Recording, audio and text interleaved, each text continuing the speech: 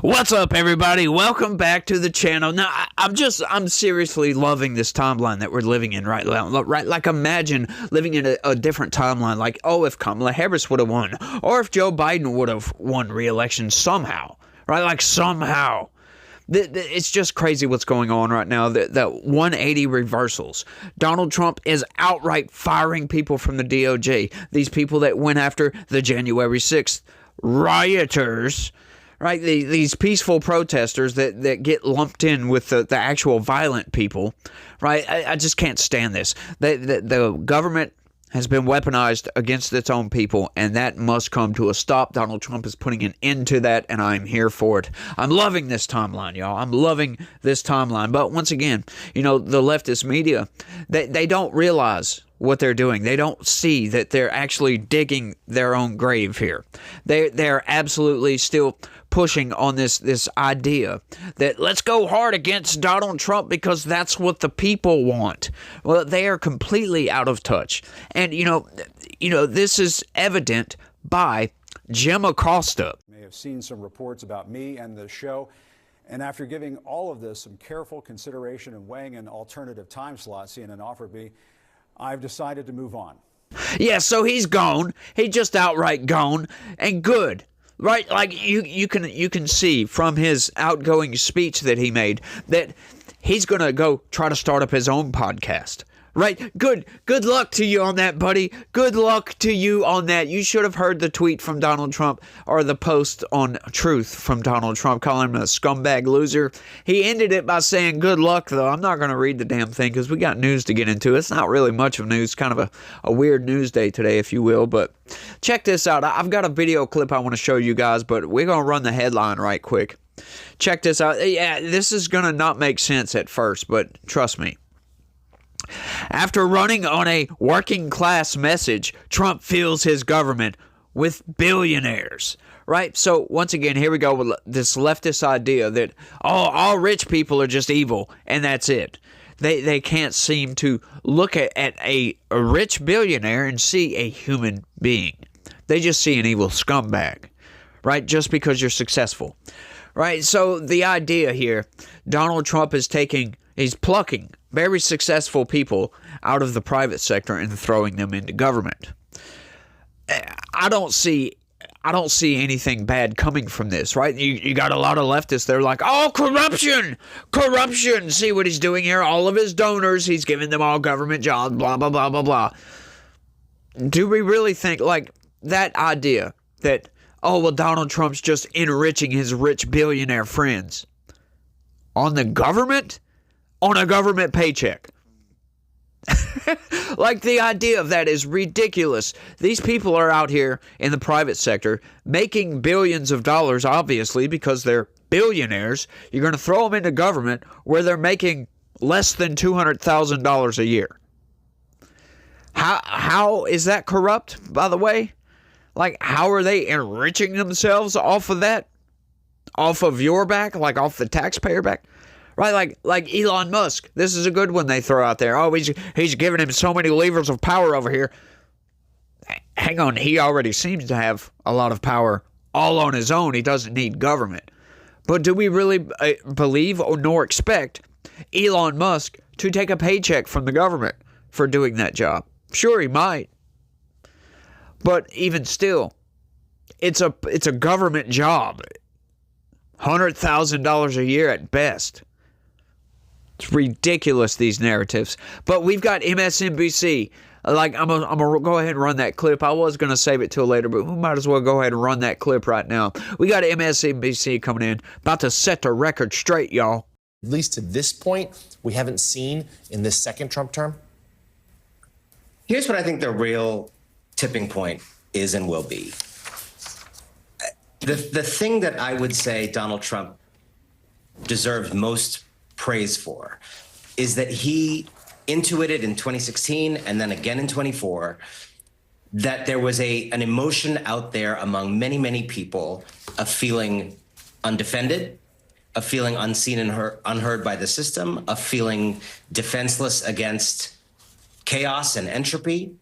And that political emotion was underserved was under-recognized by those of us in the media, was underserved by the Democratic Party, was underserved by his own different flavor of Republicans, and he was able to see that.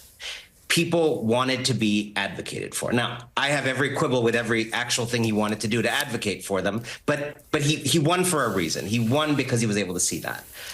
When you start having Gestapo raids in America, and we start becoming a country where, as in East Germany, a knock on the door is the thing people are thinking about instead of the brilliant idea they want to go create, then we are moving very, very far from the president worrying about what regular people need, right? He is distracting people with this flurry of activity, but none of these images you're seeing are going to make your life better. None of these things, contrary to popular belief, have anything to do with the still high price of eggs. None of these things will make it easier to start a business. None of these things will make it easier for people to get the education they need, change their lives, leave their kids better off. This is all a distraction, shock and awe, as you said earlier, so that Donald Trump can do one thing. And you saw it at the inauguration, telegraphed to you. Enrich his billionaire cronies, enrich his oligarch friends. That is what he is actually doing when he's not busy releasing his crypto coins. And all of this is sort of bread and circuses for people to stare at while he's robbing you from the back. You just got to love the manipulation of that clip right there, right? Like Democrats and their policy, they create this crisis. Some of the most disgusting criminal activity we've seen in our entire lives have gone on across that southern border, right? Trafficking, all kinds of stuff, just completely disgusting actions that I don't even want to repeat, right? Because it boils my dang blood. And this is due to Democrat policy, right? I mean, Joe Biden freaking opened that freaking border up. You get Donald Trump coming in. He's talking about the underserved, right? Like Democrats create this policy of open borders and chaos all over the country. Donald Trump says, I'm going to fix that. Comes into office as a politician, because you can't deny he's a politician at this point, right? He's already been president. He ran again. I consider him a politician. His first term, I didn't consider him a politician even as he was president because he was a business guy. He just said, I'm going to run for president, and just so happened to win. Right? He's not really a politician. Politician's a career politician. But getting back to the topic, right? So Democrats create this mess. A politician, people who are known for not keeping their promises. Donald Trump says, I'm going to do this. I'm going to do this. I'm going to do this. And I'm going to do this. Comes into office and immediately starts doing those things. Right? So now he's fixing the crisis created by Democrats, right? They allowed for this to take place. They opened the doors, said, come on in, come one, come all. Just said, rush the border. That came out of Joe Biden's mouth, as a matter of fact. So now he's fixing this while plucking people from the private sector to run the government because these people are obviously successful. They know what they're doing. He's going to put them in positions where they know what's going on and have them run the government instead of lifetime bureaucrats, instead of career politicians, because that's all we've been getting for years and years and years and years is either a bureaucrat, a career bureaucrat, or a career politician. And obviously, those people can't do the job. Donald Trump sees this. That speaks to people. People know these things. But MSNBC, these people trying to prop up a narrative, of course, they see it too. They know what's going on, but they can't run with that. They can't actually speak to real people. And this is just the craziest idea. They're talking about always filling it up with rich billionaires, which is completely divorced from everyday Americans' lives. That's what's in that news story. I might not even get to it because I might just continue to rant. But it's just an insane idea. Like, yeah, I'm going to go ahead and get to it. You know what? Screw it. Because I can't rant forever, can I? No, I can't. But it's just these ideas that the mainstream narrative machine is going to prop up this idea that, oh, look what he's doing over here in the background. He's enriching his rich billionaire friends by giving them government jobs. Like, are you freaking serious? You realize the government doesn't really pay that much, don't you? Like, I just don't get these people, man, and how people actually buy into this narrative. People will actually, not many people, but people will actually watch MSNBC and nod right along. Like, yes, he is enriching his rich billionaire buddies. Like, come on, people, think, use your minds for a second. They're making a whole hell of a lot more money in the private sector than they ever will for the U.S. government. Like, it's an insane idea. But yet, President Donald Trump's brash populism has always involved incongruence. See what I mean? The billionaire businessman politician stirring the passions of millions who, regardless of the U.S. economy's trajectory, could never afford to live in his Manhattan skyscraper or visit his golf club in South Florida. And so what? What does that matter? Like, that was a completely irrelevant paragraph. His second White House is looking a lot like the inside of Mar-a-Lago, with extremely wealthy Americans taking key roles in his Republican administration. The world's richest man, Elon Musk, is overseeing a new Department of Government Efficiency. Billionaires or mega millionaires are lined up to run the Treasury, Commerce, Interior, and Education departments, NASA, and the Small Business Administration, and fill key foreign posts. He's bringing in folks who have had great success in the private sector, said Debbie Dooley, an early 2015 Trump supporter and one-time national organizer in the anti-establishment Tea Party movement. If you need to have brain surgery, you want the proven brain surgeons. Like, this is a person, and I'm surprised the Huffington Post actually put this in here, but they got to give off the appearance of being nonpartisan, right? They got to give off the appearance of, look, we're showing you what the other side said. That makes total sense. Like, what she is saying makes total sense. But it's just this whole idea that he's enriching his rich billionaire and mega millionaire friends. Like, come on, how? Like, I can see an avenue for Elon Musk on this one, just because, you know what, Elon Musk, his specific position. But at the same time, you know, these people, I'm going to keep going. I'm going to run this and then we're going to rant, okay, in case you guys care about the news and don't care about my rants. Others raise concern about conflicts of interest at odds with Trump's pledge to fight for the forgotten men and women in the country, where the median household net worth is about $193,000 and median annual household income is about $81,000, which is, I make about half of that, I'll say. It's hard to conceive how the wealthiest set of cabinet nominees and White House appointments in history will understand what average working people are going through, said former Labor Secretary Robert Reich, who served under President Bill Clinton and has warned for decades about the nation's widening wealth and wage gaps, which don't matter. They don't matter. Like once again, I'm not the richest guy in the world. Just kind of gave away what I make a year. That's nothing. That's peanuts compared to a lot of people, right? Like, and I got a house to pay for and a family to feed, blah, blah, blah, blah, blah. You get it. So I'm not the richest person anymore. And I don't care how much money Elon Musk has. That's not anywhere in my interests. I never think about that throughout my daily life at all. Sure, I wish I had money to pay that bill that I'm past due on. Sure, that would be nice. But what does Elon Musk having $400 billion, which he doesn't, he's worth $400 billion. It doesn't mean he has that much money. But what is him being worth that much money? How does that affect me at all? It doesn't at all. Like, just because he's rich doesn't mean that I'm poor, right? Even though that is. But once again, what I'm getting at is, just because somebody gets rich doesn't mean that other people are going to be poor. We can all get rich, for crying out loud.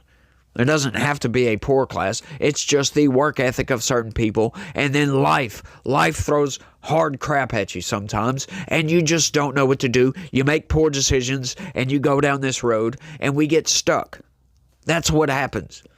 We all have the ability to be successful, but it's just the path that we take. That's it. Like, I know there's certain situations, and blah, blah, blah, blah, blah, you know, but overall, in general, it's our path. It's not anything to do with because this guy is rich is the reason that you're poor. Nothing to do with that. Counter Dooley, Trump sets the agenda. If they won't enact his policies, they will hear him say what we hear on The Apprentice all the time. You're fired. which he's doing a lot of. Here's a closer look at some of Trump's picks, their net worth according to Forbes, and what the choices could mean. Elon Musk, net worth estimated above $400 billion, is chairing the new Department of Government Efficiency, which is special commission charged with slashing federal spending. The extensive ties his businesses have to the government have raised questions about Musk's potential conflicts in the role. Yeah, there was others, but like Doug Burgum, Linda McMahon, like who cares about these people and who cares about the rest of that story, right? Now, I understand Elon Musk here on this one because he's got SpaceX. They are,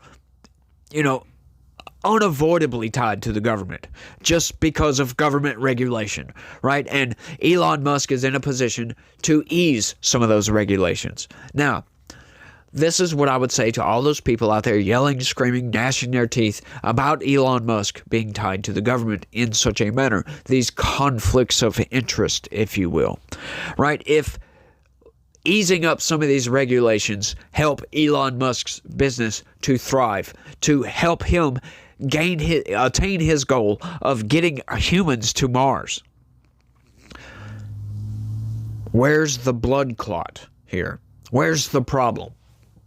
I don't see the problem, right?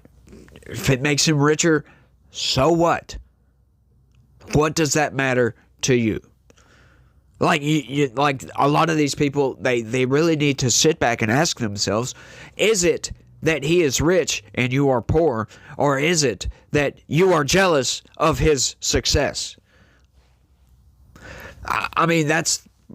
if you've got a logical explanation, if anybody has a logical explanation to explain why someone else would get mad over somebody else's success, please explain it. That doesn't have anything to do with greed. Doesn't have anything to do with your personal situation. I just can't stand this argument because it's completely and utterly divorced from logic. Just constantly lamenting the fact that you're unsuccessful does not make you more successful, right? And the fact that lamenting the fact that somebody else is successful isn't going to help where your headspace is at all. And that's what I can't stand about a lot of these arguments, because they don't help. They only hurt. I mean, I can see an avenue for some corruption, right? But are they going to take that route? Like the whole idea of around government efficiency is to get the government to, for one, cut spending, to be more efficient, to, eliminate some of this unnecessary, wasteful, garbage spending. I don't see any avenues for corruption, really, in that. Right? Like the fact that Elon Musk is the richest man in the world, taking a government job, that means he's going to have less time to devote to his companies, to SpaceX, to Tesla, right, to all of these places. And he's going to be more worried about getting the government more efficient. That means he's going to be making less money. So he's not enriching himself. He's actually taking a significant pay cut to go in and do this job. If it eases up restrictions and regulations, as long as it's the right regulations, because we don't want to just deregulate, just blanket deregulate things. Some of these regulations make a whole hell of a lot of sense. You don't want to just loosen all these regulations, but there's a lot of regulations that make absolutely no sense. There's a lot of safety regulations. There's a lot of these environmental impact studies that take forever and cost millions of dollars to do, that just don't need to be done in certain cases, right? And a lot of these cases, like what they're doing, as a matter of fact, what they're doing to SpaceX in a lot of areas is ridiculous. This is why it's taking normal, aerospace engineers, companies like SpaceX, takes them decades to develop this technology to get us to space. This is why we can't go back to the moon. We're having to rely on SpaceX to get us back to the moon. SpaceX and Boeing, I believe, is they're coming together, right? Because they're going to send, get this, they're going to send a Starship. It's going to go and land on the moon autonomously. And then they're going to use SLS to take the capsule or whatever. They're going to shoot that off, and that's going to go and orbit the moon, then land on the moon. And then get this. They got a rover and all kinds of other stuff. They're going to leave that capsule there. They're going to get onto the Starship and take the Starship back to Earth. That's insane. And you got to wonder, I wonder why. There's a lot of things riding on this, by the way. There's a lot of things riding on this. SpaceX is one of those, because to do this, to get a Starship, right, it has to be human rated for one, which it's not yet. But that's not really that big of a hurdle. Okay, so the real challenge is, this is what's got to happen, and this is insane. And I know this is divorced from politics, but they've got to launch a Starship into orbit that's full of fuel. And it has to sit there in space for a while. And then they're going to launch another Starship that's going to go and dock with this other Starship and transfer more fuel to completely fill this thing up. That's nuts. That they're going to have to do that a couple of times to get it full. And then that's going to go to the moon and land on the moon, I do believe. If not, that's going to be another Starship that's going to go launch, dock with this thing, with this gas station floating in space in orbit of Earth, and fill up. And then it's going to go to the moon. It's a completely insane task that they're going to have to complete here. It's just nuts.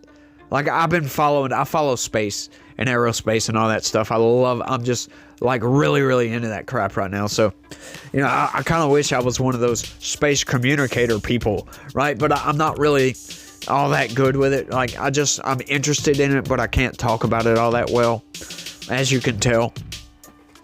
But like, I just don't see the problem with all this, like with Elon Musk and all these people. I just don't see the problem, because they're taking a pay cut to come into the government.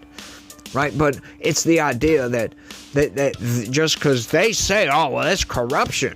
Oh, well, that must be it. Then, no, it must be corruption. Like, come on, you don't want to wait and see here for a second? You don't want to hold your tongue on that? You're just going with the corruption route, and you're just, screw it.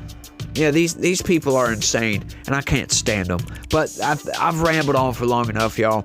I want y'all to let me know what y'all think about all this down in the comment section, because, once again, blows my mind. I mean, do you agree with what I'm saying here? Y'all let me know what y'all think. That's all I got on this one. I want to thank everybody for watching, and y'all try to have a good day. Stay legitical. Peace.